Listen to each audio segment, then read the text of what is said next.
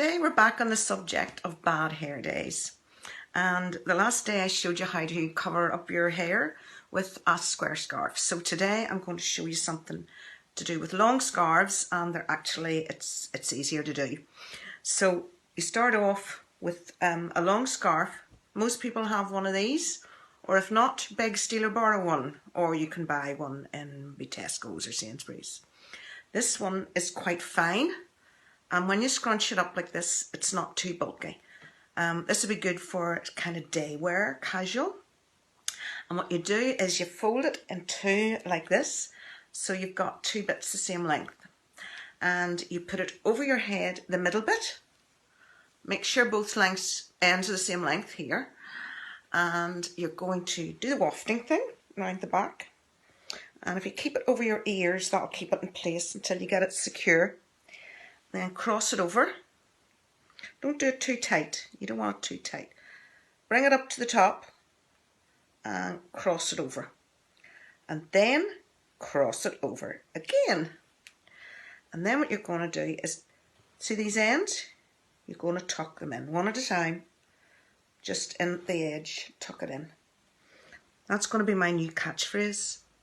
If it doesn't move, tuck it in. So that is that one, and that's quite neat and quite secure, and that would do you for daytime wear.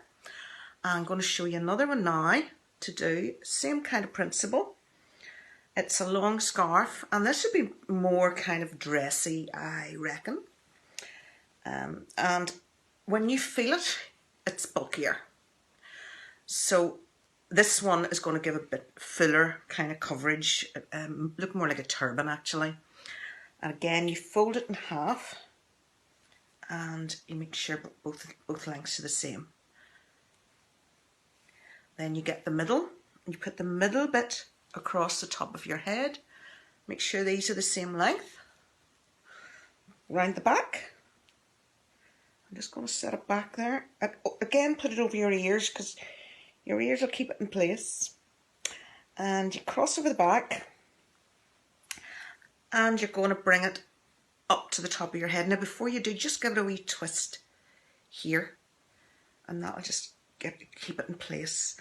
Bring it up to the top of your head, like that, and cross it over. Now, you could do the crossing over again thing like you did, but that's going to make it very bulky.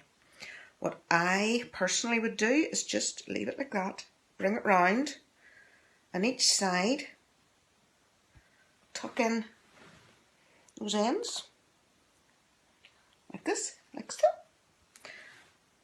and that gives you a much more fuller effect, which is more kind of turban like, or some people will say I like your hat, or I've had that said to me before.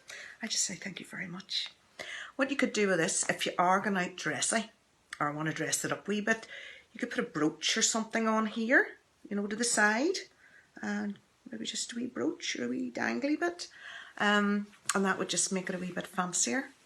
So while we're on the topic of scarves and masks, now I have been making these masks as have a lot of other people, and these are not medical grade masks. These are more for community workers or people who, you know, just want to wear a mask to kind of feel a bit safer, or to feel they're preventing other people catching whatever.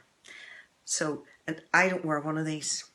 When I'm going out, what I do is I have some of these wee square cotton scarves. They're bandanas really. And you can get them in all different colours, and I say I have a wee selection of them. If you haven't got any of these, or one of these, just use a square of cotton. It's the same thing. So when I'm taking myself out the door into the outside world, I would get the square and I would make it into a triangle. Just folded it in half. And then I put it across my nose like this, and I tie it around the back of my head. Somebody asked me the other day, was on my way to rob a bank. Just laughed. Right, so you'll see that just comes down, you know, it covers your neck, it covers everything. And when you've it tied, you can go out just like that. Just round your neck. I was going to say like a bandana, but it is actually a bandana. And it's easy enough. Rather than if you want to wear something, a mask, you can have the mask flapping about you. It's personal choice. This is what I prefer to do.